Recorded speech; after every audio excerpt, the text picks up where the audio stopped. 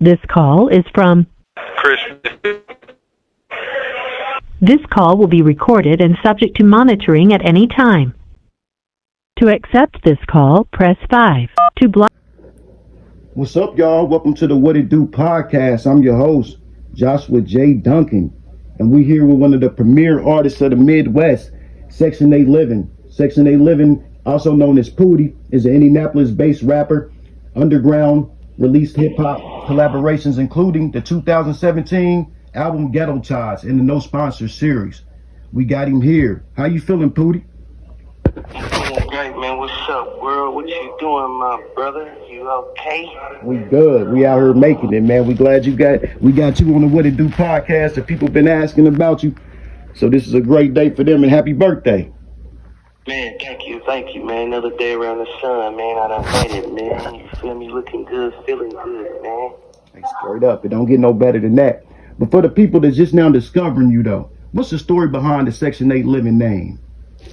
Yeah, Section 8 comes from my living environment, man. You know what I'm saying? It's one of, I came home one day and my mama, man, she was happy and crying. You know, this was in the middle of hard times, and she I got accepted for Section 8. So I was like, damn, that really carried me, carried with me for a long time before I even really made the name. So, like, you know what? Fuck it, this is what it's gonna be, because I know it's a lot of people who really feel how I feel and came from where I came from, you know what I'm saying? Really being able to have their own room, have their own crib without sharing a house with 14, 15 siblings, and you know what I'm saying? All that type of wild ass shit that goes on in the world. Hey, straight up. That's real. When did you first fall in love with hip hop? When did you first fall in love with it? When you knew that this is what you wanted to do? Man, it was I was young. Music was medicine.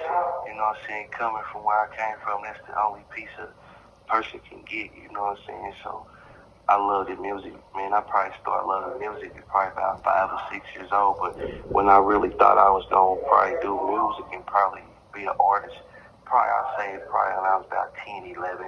I used to always write in my composition book. You know what I'm saying? In my journal, and it just happened, you know what I'm saying? And I just did it, messing with the hoodlums, messing with Lil Nut, and we did it. And I was just happy to be good at it. Straight up. Shout out to Lil Nut with Big Nut now. We know you started out in the group Lil Hoodlums, like you just mentioned. How did that come about?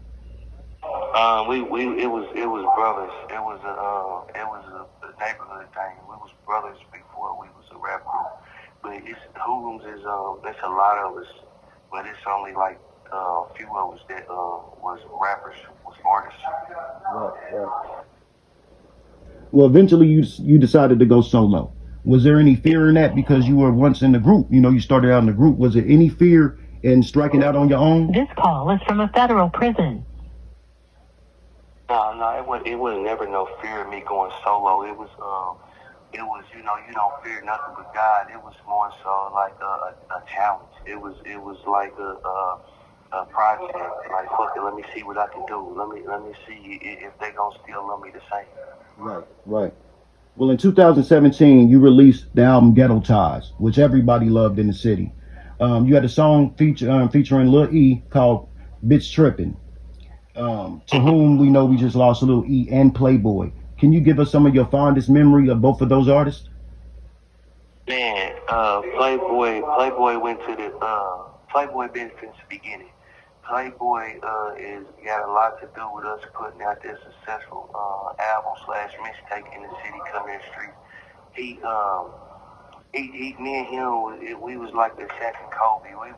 We just clicked. You know what I'm saying? You know how a lot of artists got a producer who they just, you know what I'm saying, click with. Like, I can spit him a raw verse, a hook, and he'll make the beat, and then it'll be over from there. You know what I'm saying? We got several hits and nice music that we done made.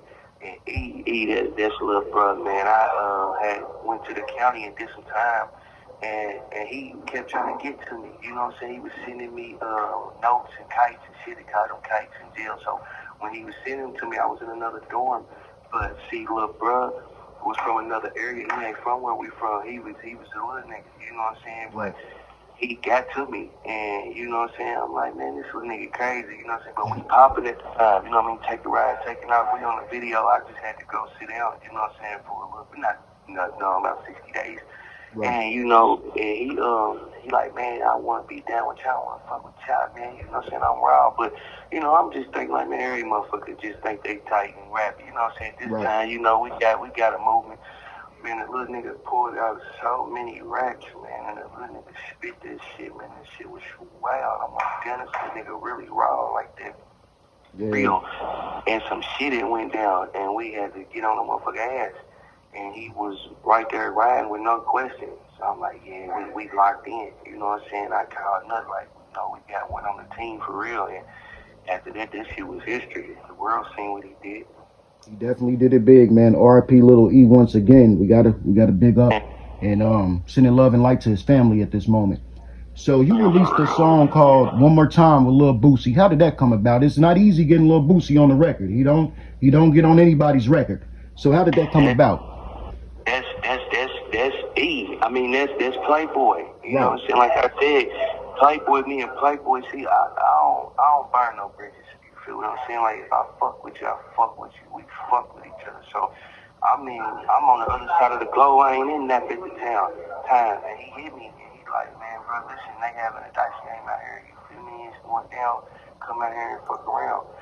Man, you know, grabbed some racks and shit. Hopped on a plane. You feel me? And got out there and kicked it, and you know, and we gambling. I'm fucking with Adrian Bronner, Devontae Davis, we gambling big, you know what I'm saying, and he just liked how it was coming, and he was like, man, what's your name? And I told him whatever, and you know, we just ended up rocking. He like, man, listen, man, he like, nigga, you need to get a verse, nigga. You want all that money, you know what I'm saying, you want all that money, nigga, you need to get a verse, try to get out the street. He not knowing at the time and still don't know this, like, Boosie my favorite artist. You know what I'm saying? Right. But him and Weppy, you feel me? E40 BG, them my top 5. You know what I'm saying? And Jeezy. So, no, I'm like, fucking no. He got me a good deal on it, and shit, we ran it. We did our thing, and shit, it went from there. And shit, it is what it is. It was what it was. Right. It's still popping right now to this day. I hear people playing it, man. It's a dope record. Does this song mean more to you now that you've lost so many loved ones? Because it is about one more time, being with that person one more time, your homies, your friends. Does it mean more to you now? Everything I spent mean more to me. You know what I'm saying? Yeah. Josh, because I ain't just going in that motherfucking rapping. You know what I'm saying? This shit for real. Like, this is art. You know, music is redefined art, so I get to paint my picture and paint my life on wax. You know what I'm saying? So hell yeah, like. And it burned me up. I can't listen to my shit while I'm in here. But that shit right there real, because I done lost some real friends. Fuck real. This call is from a federal prison. Fuck real niggas. I done lost some real friends. You know what I'm saying? Straight up, man. So do you still have the inspiration to write while you're incarcerated? I know I seen a documentary with Tupac. He said he couldn't write in the 90s when he was incarcerated. Do you still find the inspiration to write new music? I mean, I could if I wanted to, but I'm not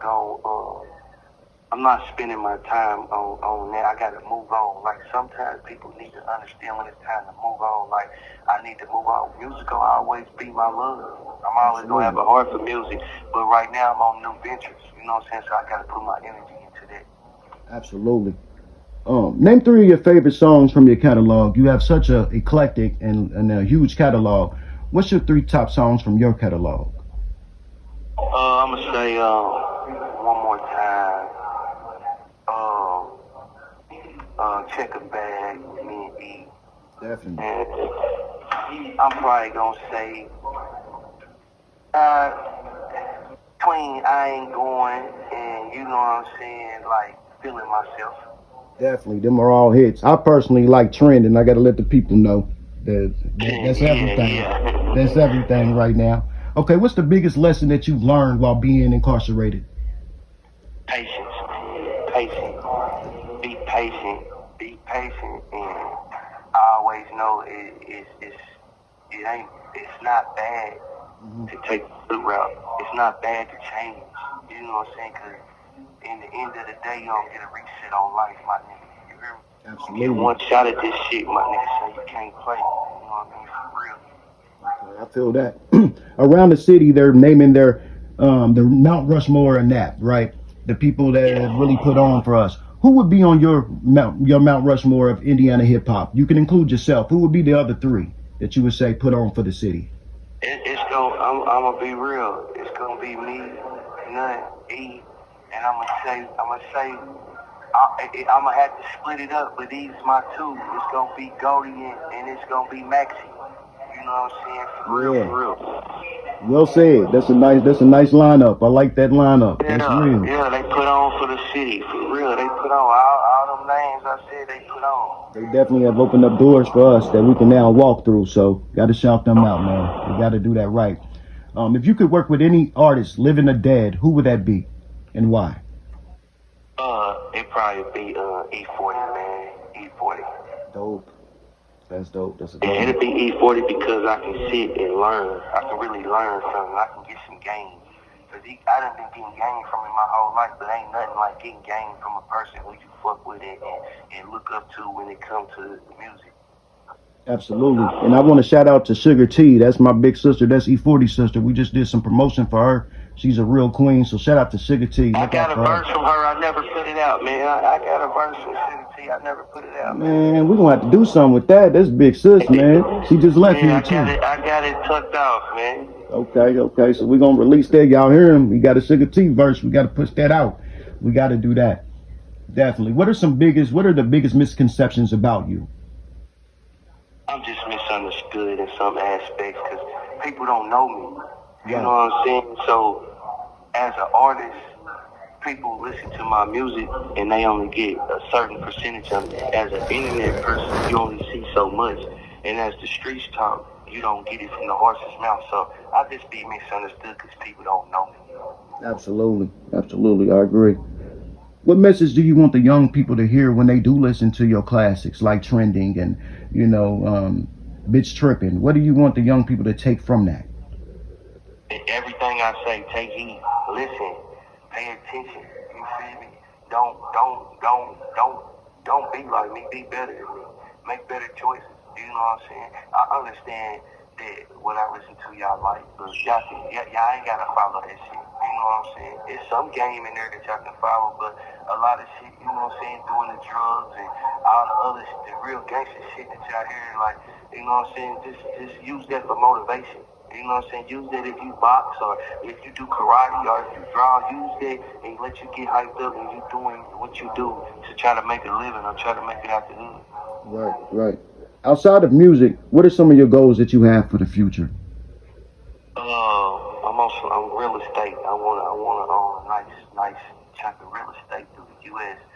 And I got a nice venture coming out when I come home. I ain't gonna speak too much on it, you know what I'm saying? But it involves the cameras, man. So you know what I'm saying? It involves the cameras, but the world gonna see. I'm gonna make a nice debut when I touch down.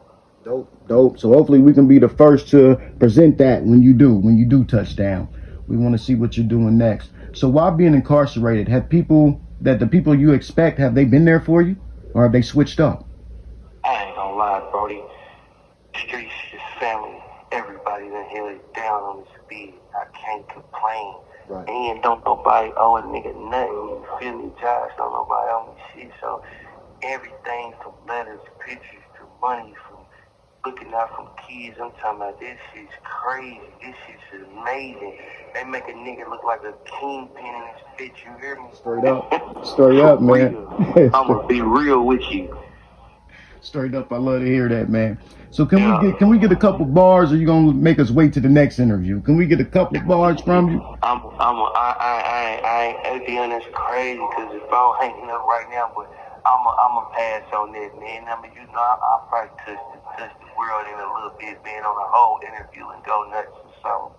All right, definitely. We're going to hold you to that because the people want to hear it. When I told them we're interviewing you, I got like 10 to 15 emails just asking, where's the music? Anything new? So you still got love out here. People still appreciate what you've done. Yeah, when I get my phone and shit back, because the feds took my phone, so I got to get my phone and I got a lot of stuff in there I ain't put out, but I'll just pull up on my old producer, because I know they took my flash drives and stuff. They took a lot of my shit. They wouldn't give it back for some reason, but I got something that I'll probably put out, you know what I'm saying, just for the people to hear. Definitely be looking out for that. Be looking out for that, y'all. We gonna stay in touch and keep y'all updated. Man, this has been a wonderful interview with the bro Sec8livin, known as Pootie. You can still download and go stream his music on all platforms. And he's got some new things coming for you that you would not even expect. I can't say, but he's got some new things coming. Y'all stay tuned. Naparazzi, baby. What It Do podcast. Let's go.